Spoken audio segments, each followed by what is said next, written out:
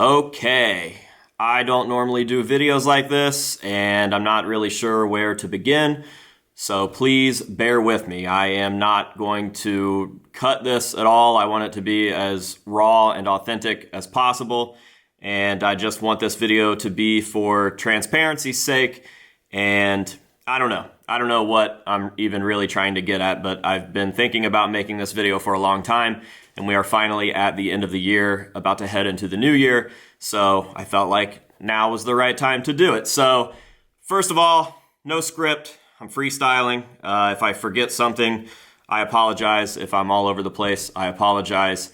Yeah, I'm just speaking to you guys from the heart and the soul, and the brain, I guess. So, first of all, typically, my end of the year videos, my best of whatever the year videos are usually montages of a bunch of clips of awesome stuff that happened on the channel throughout the year, set to a song, and we will get there. But I wanted to talk about this year specifically first because 2025 was such a weird, wild year that I don't even really know where to begin. It was one of the worst years of my life and still is that, while also being one of the best years of my life. I still feel like I did and experienced more cool stuff this year than most people get the chance to experience in their whole lives. So yeah, I'm super thankful, obviously, and I love my life, and maybe that's where some of the worst year of my life came from, was just my absolute love for being alive and pleasure and privilege for what I get to do to you guys. I'm sorry that I kind of don't sound like I'm making sense, but I'm trying to be as well-versed as possible for this. I don't want this to be some sort of pity party video or like feel bad for me or whatever. I just want to be honest. So let's talk about the bad first. Let's get the bad out of the way. 2025 was rough. It was rough on a few different counts. I got some of the worst news that I've ever received in my life at the end of 2024, just a couple of days after PaleFest, when I should have been celebrating and taking a victory lap.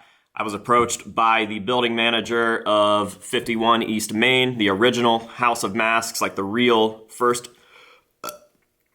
location, and he told me that they weren't going to renew my lease heading into 2025. And I thought it was a joke, and I've made a big video on this whole thing. So if you want all of the details, you can go check that video out. But it was just a big fucked up situation. I still kind of can't believe that it happened, and I harbored a lot of hatred and anger in the beginning when it first happened, and then I kind of got past that and was like looking forward to this new chapter with the church, which we'll get to here in a second. And then they just kept fucking with me. Like, those guys kept fucking with me. I did everything right from the beginning. When I started renting that place during the pandemic, I was never an issue. I was just never an issue. I paid my rent. I didn't party. I wasn't loud. I never had noise complaints. If anything, I was like this thing that Chillicothe loved. I was like Chillicothe's baby boy. Everybody was proud of me. Everybody wanted to work with me. And I felt like they felt like it was a privilege to have me in the building, and all the neighbors loved me. And it was this thing that hindsight 2020 kind of made too much sense. Like, everything was just going too well. And by the end of that 5-year run, I had gotten super, super comfortable there. And I had amassed the most money that I've ever had in my bank account, and I was comfortable with that. I was financially fine for the first time in my life, which I know that everybody thinks that I'm some sort of like Nepo baby, silver spoon, everything was handed to me. I moved out on my own when I was 16 from an already poor family. My parents had me super young and maybe didn't make the greatest decisions along the way. And I just did my own shit, man. I moved out super young and I hopped around and I did whatever, and I found my own way in life, and a lot of people that have been watching the channel for a long time will know about a lot of that. So it wasn't like this nepotism thing. Every dime that I have earned, and came from scratch. I mean, when I started this channel, I was a line cook at Buffalo Wild Wings, and sometimes I look back and think fondly of those days, and they are a massive reason why I try so hard with the channel, because, man, I don't ever want to go back to being covered in sauce. Oh, God. Listen, dude, I love this stuff, this coconut stuff, but it gives me the burps. I don't understand why. Anyways, I said no cuts. Fuck it, we'll do it live. Yeah, I never want to go back to that.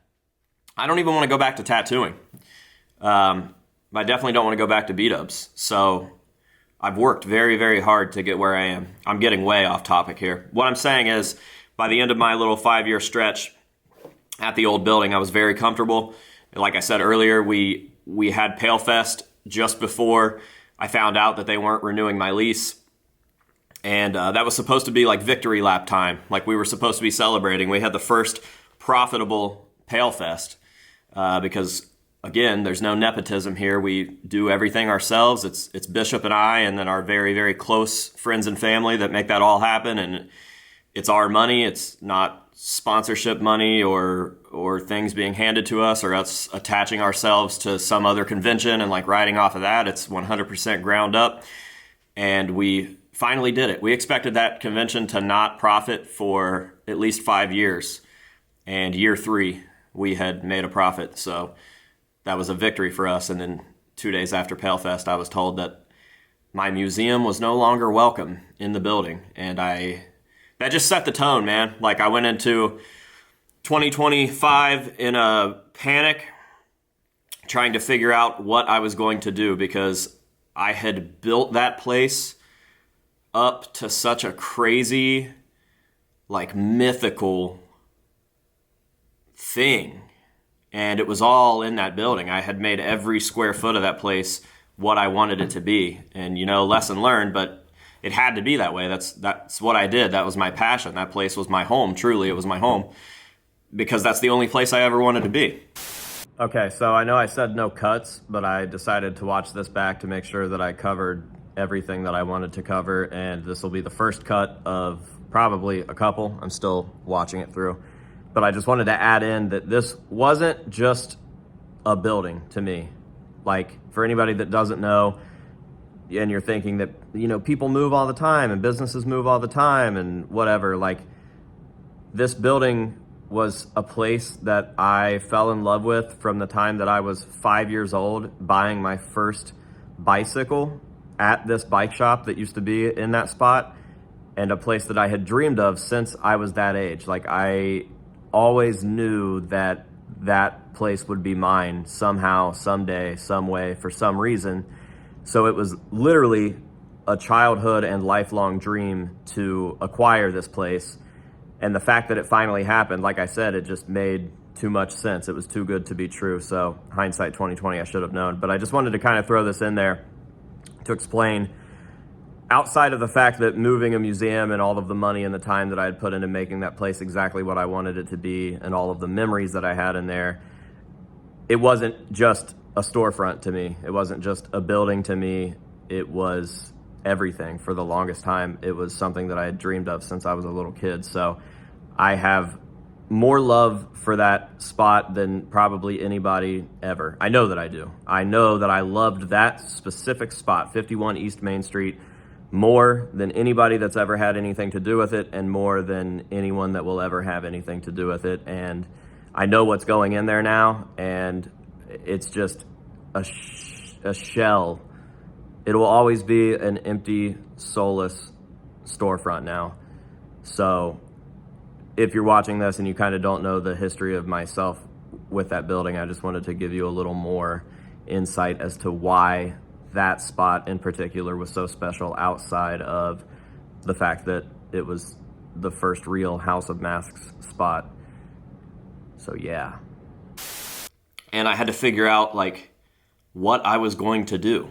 How how do you move a museum and relocate a museum and not lose momentum on this very, very tricky thing that is social media and YouTube and the nonsensical algorithm that it has. I was very, very, very worried. I was worried just to even find a place. I never thought that I would find something that worked out. And then I found the church. I guess the church found me. And through a lot of struggles and trying to do things the right way and play the system the way that you're supposed to do it, and nothing working over and over and over, and just the constant disappointment of like, okay, I've got, this small amount of time until everything comes crashing down. Okay, it's a week later, I've got this even smaller amount of time until everything comes crashing down. This isn't something that you just stop, and I've been working on building it for a decade now, and to just have all of that halted because of something that I never even got closure on just really stung a lot. But hi, me again. So I just mentioned that I never got closure from being kicked out of the building, essentially, and losing that spot. And when I say that I never got closure, I mean I quite literally was never given a reason as to why they didn't want me there. I asked and pried and tried to understand, and I think a big part of that loss and me being so devastated and crushed by that whole thing was just like, I can accept when I make a mistake and I fuck up, and I can own up to that, and I can accept things much more like, what's the right word? Like, I can accept the consequences of things that I know that I did that were my mistake and understand why they happened the way that they did. But I kind of have had a really big problem with being forced to fail over someone else's actions or someone else's choices or something that is out of my control. It really, really bothers me. And I'm not talking about like just normal little stuff, like a fender bender, someone hitting your car at a stop sign, or a waitress spilling water on you. I mean, this was the biggest thing that I had ever done in my life, was getting that building and creating the House of Masks in a physical sense as to what it was. So to lose that and not ever really know why, nor have it be justified. And like, I get it, it's their building, they can do whatever they want. To them, I probably was just a tenant, even though I shouldn't have been. I should have been a brother, right, guys? So it just sucked that much more. It just sucked that much more to be so heavily rooted in that building and love it so much, from the fact that I got my first BMX bike there, and BMX is such a big part of my life, to the fact that I got my senior photos taken in that building, to the fact that some of the first I Hate AJ Good merch was printed in that building, to the fact that I finally got the building, and then everything that happened after that.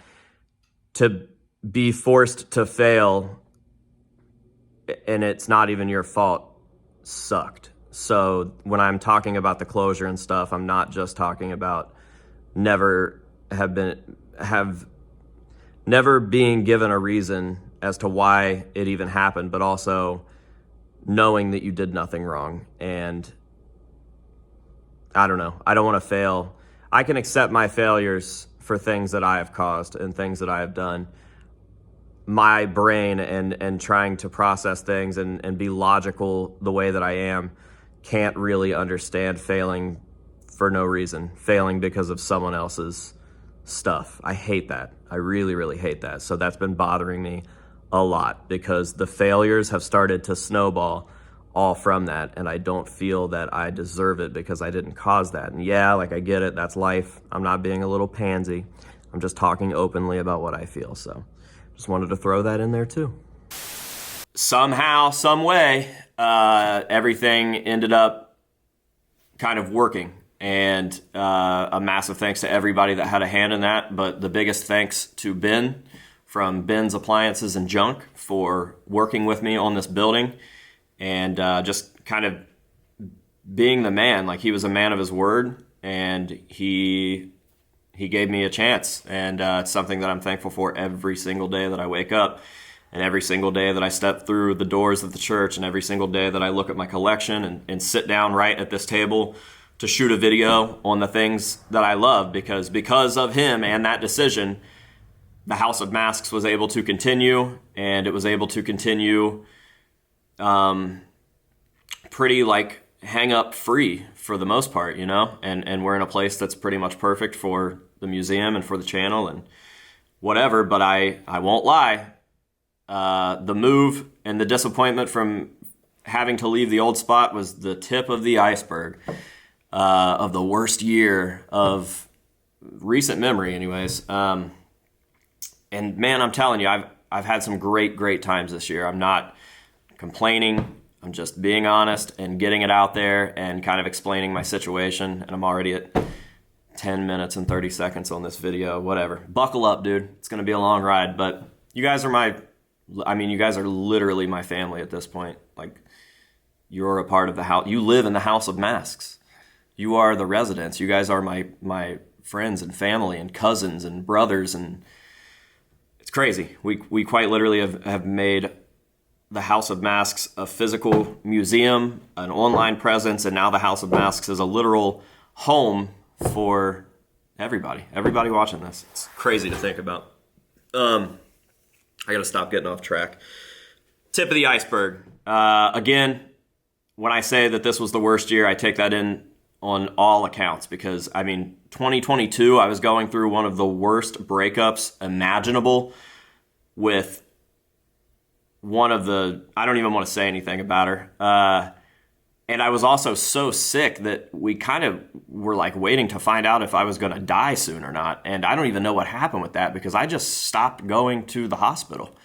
I just was like over it. I was so annoyed by all of that whole like months and months and months of process of like doing this. And 2025 was still worse than that. So, yeah, the move was the tip of the iceberg. That was super frustrating. It took every cent that I had to work this out, and it's still continuing to do that, because over the course of this year, this place has just financially drained me. Again, I felt pretty confident last year, but property ownership is a different animal, especially when your building is 200 years old and 4,000 square feet.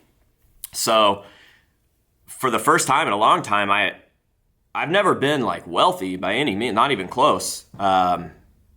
But I felt pretty good, and just in the snap of a finger, that was taken away, and it's still costing me money. And I just keep saying like, okay, like I'll make it another month, and then everything will smooth out. Like the plumbing will have been taken care of, the septic will have been taken care of. We just put $1,000 worth of propane in the tank, so I don't have to worry about that running out again. Just all this stuff. There's just so much stuff.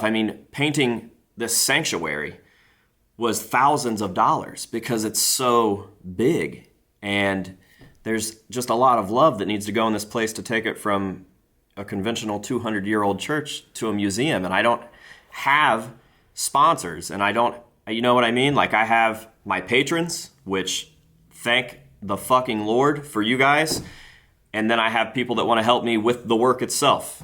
People like my dad and Ben and Doug, and that's kind of it. So yeah, we literally are just DIY. We're self-built. The whole thing is what it is, and unfortunately, that costs money. You know, Raid Shadow Legends aren't paying my bills, so you guys never have to sit through a 2.5-minute ad read in my videos, but at the cost of hopefully you going over and just supporting the channel with $5 a month on Patreon. And I know that I've been pushing the Patreon like crazy lately, and that's because I've discovered that after going from where I was to where I am now, if this is going to be my job and my career moving forward, I have to kind of treat it like a job and a career. It can't just be the passion that drives this place, because unfortunately, the passion doesn't pay the bills.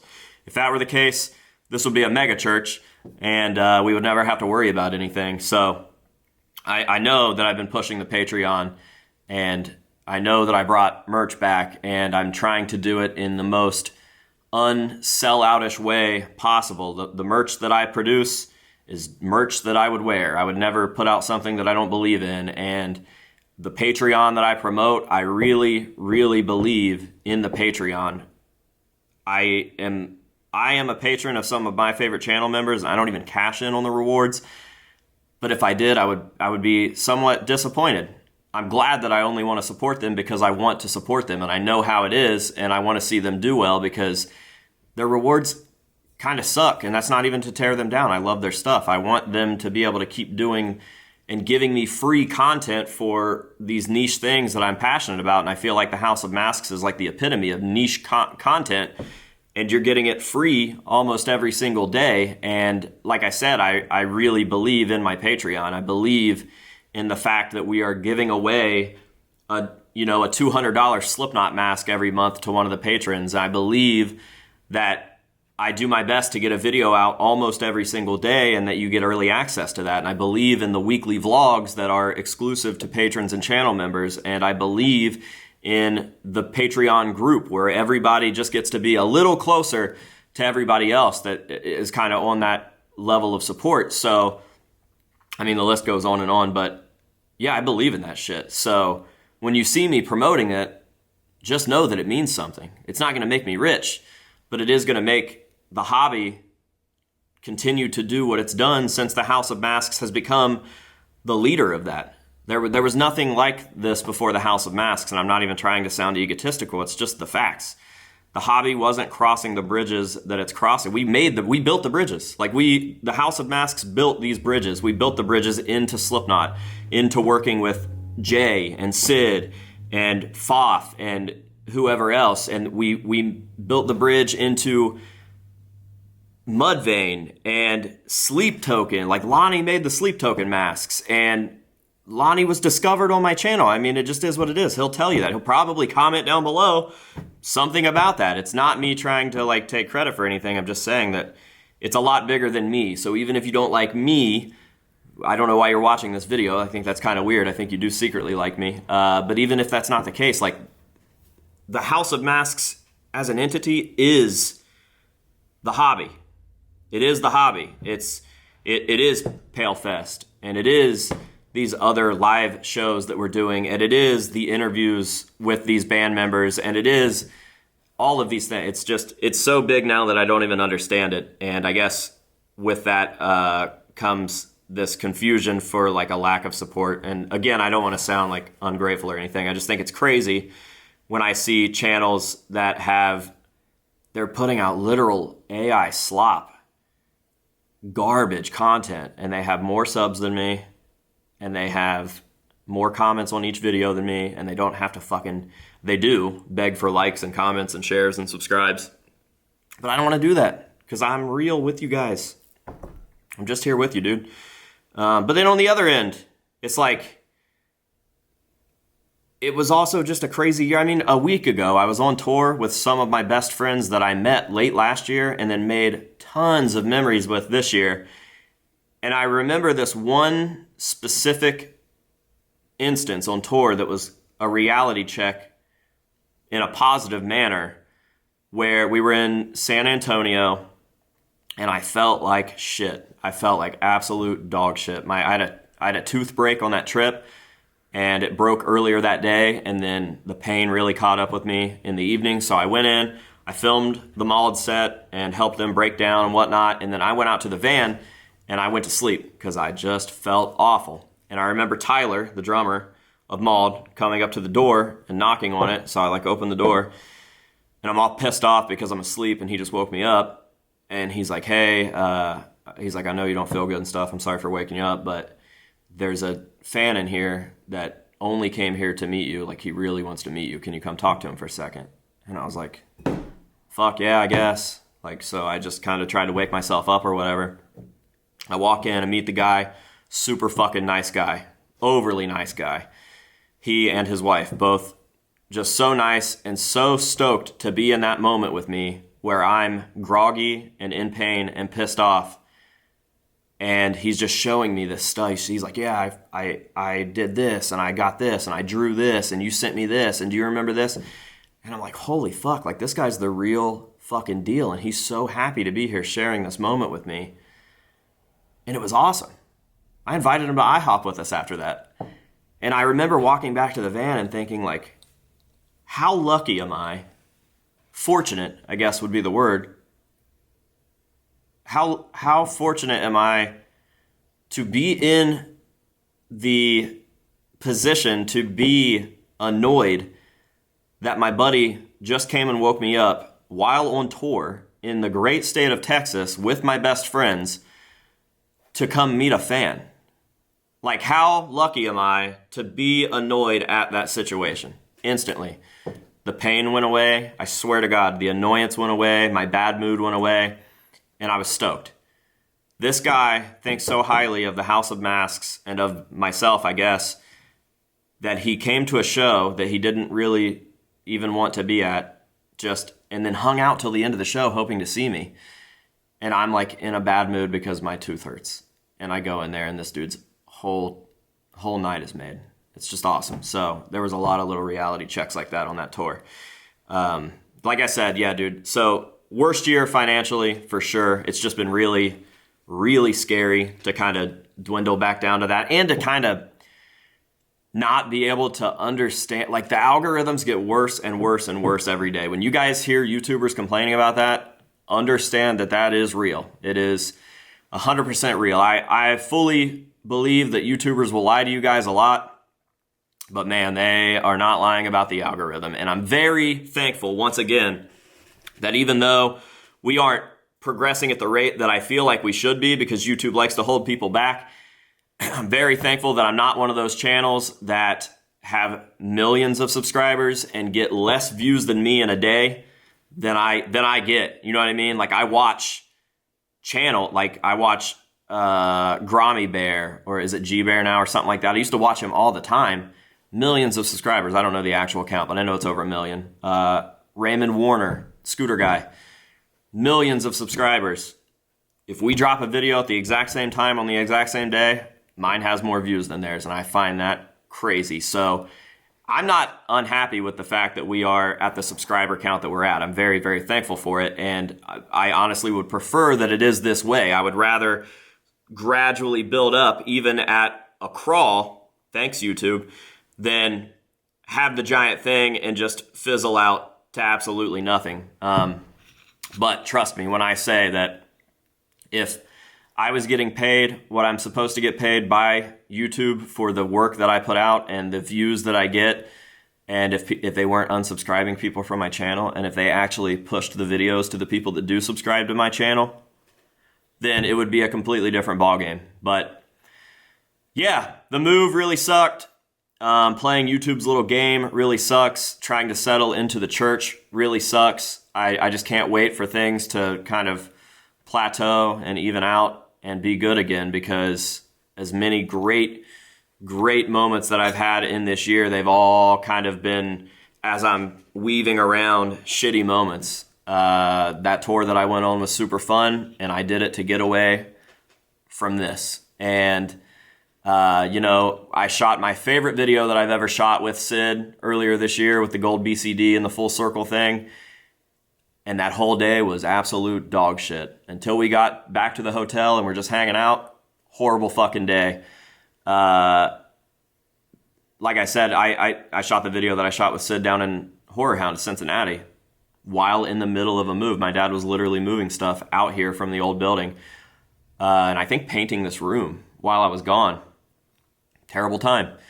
So I guess between the feats that we've done and continue to be up against, and the fact that I never really got closure on the move, I still don't understand why that happened. I've honestly just chalked it up to those guys just being spineless weirdo pussies, and that's my honest opinion.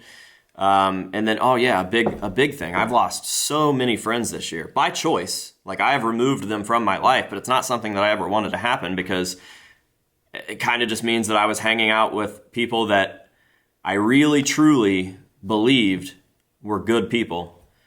And in the fucking blink of an eye, like, they just turn into something. I don't even acknowledge these people when I see them out now, because it's Chillicothe, you're going to see them. I don't even acknowledge them. I have no respect for them. I have nothing to say to them. I hope that they get better, but it just kind of sucks to have to cut people out because of their weird, I don't even know what to call it. It's just really gross behavior. Just really, really gross behavior. So yeah, I've lost more friends this year by getting rid of them due to their weirdness than I've ever in my life. I'm 32. Like, this should not feel like high school. I shouldn't have drama. I didn't have drama in high school. So I just find that all to be really weird. It's just a very disappointing year. And I know that the church was supposed to be this blessing in disguise, and I am very thankful for it. I just hope that the disguise part goes away soon and the blessing starts to bless me up. So yeah, that's all the negative. I just wanted to get it out there. I know that you guys could probably see it, whether it's through the more frequent heavy push for Patreon, or maybe I'm just in a bad mood on video and I'm not as funny anymore, or whatever it is, and I want you to know why. But at the end of the day, I'm still here and I'm still going to be here. At no point during any of that did I want to stop. It made me want to work more. Like, making these videos is my outlet. It's my passion. I get to share my passion with people like yourself who are as passionate about these things as I am, and that's cool because I never ever had that. I never had that before YouTube. I had friends that maybe sort of liked some of the same stuff as me, but it was never like this. It doesn't matter if I post a mask video, or if I post a baseball bat trick video, or if I post a skate clip. You guys are there. My friends are there. And I never ever want to leave that. I will say that I am lucky that I was born in the time that I was born in, and that is the era of social media kind of being a job, because never in a million years would I have guessed that making videos about the things that I'm passionate about, mostly masks, masculine, passionate, masculine. I tried. I never would have guessed that would be a thing. And now I never want to stop. This is what I love. I love doing this, and I'm here for the love. I'm obviously not here to get rich. If I was, I would make one of those AI slop channels, and I'm not doing that. I can't stand it. It drives me nuts. So never once during the move, never once during any of this shit breaking and my furnace costing me thousands of dollars, and my septic system costing me thousands of dollars, and the propane costing me thousands of dollars, and the plumbing costing me thousands of dollars, and me losing all of my money from last year and having to live paycheck to paycheck again and then start over and resave and whatever. Never, ever, ever once did I want to stop, because I love doing this. It just made me want to work harder. And even though I have been working harder, I feel it hasn't paid off yet, but I'm hopeful. It's a new year. I know it's silly to think that things are going to change just because you enter a new year, but I'm starting off by ending this year totally upfront with you guys and telling you what the fuck is going on, and just really, I don't know. I don't know why I even feel like I need to make this video. I don't know if you guys care. I'm sure that some of you do. I don't know if you have advice. I don't know if you're going through something similar. I don't know what the purpose of this video is, but I knew that I wanted to make it. I knew that I wanted to show you the ugly side of what I personally have been dealing with. Maybe this video is specifically for one person out there watching that thinks that their life is really fucking hard and that somebody else like myself just has it made, and they need to see this to understand that they aren't alone. And everybody goes through shit, and it's just a part of life. But I've always told people, anybody that comes to me over the last 10 years that's been like, hey dude, like, your videos make me not want to, do the thing. And I'm like, hey dude, I'll tell you the same thing that I've been telling myself whenever I feel like that. And that is, every crazy big awesome change that has happened to me has happened almost overnight. I've gone from the lowest lows of my life to receiving a phone call that took me to the next biggest thing that I ever did. And it's that quick. And it might not happen tonight. It might not happen tomorrow. It might not be in a week or a month or a year, but it could happen. And chances are it will, especially if you're working towards it. And I just think that it is worth sticking around to find out. And I think that everything that I built here that I love so much is worth sticking to and riding it out to the end. And by no means do I think that the end of the channel or the House of Masks is approaching. I mean, shit, tomorrow I go somewhere secret to sign contracts for PaleFest. And when people find out what is going on with that, they're going to lose their fucking minds. It's the biggest thing that PaleFest has ever done and will be a complete game changer for that. So the end is not nigh by any means, and I will ride it out until it explodes.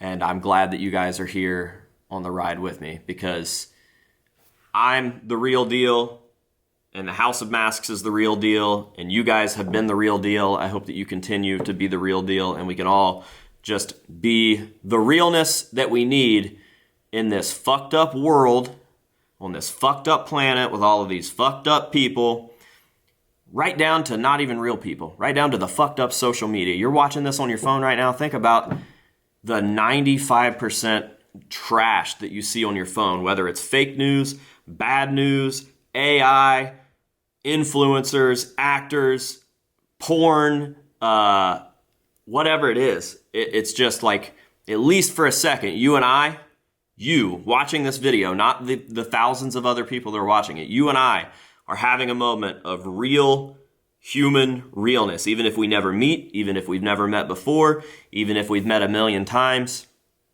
This is it, dude. So there you go.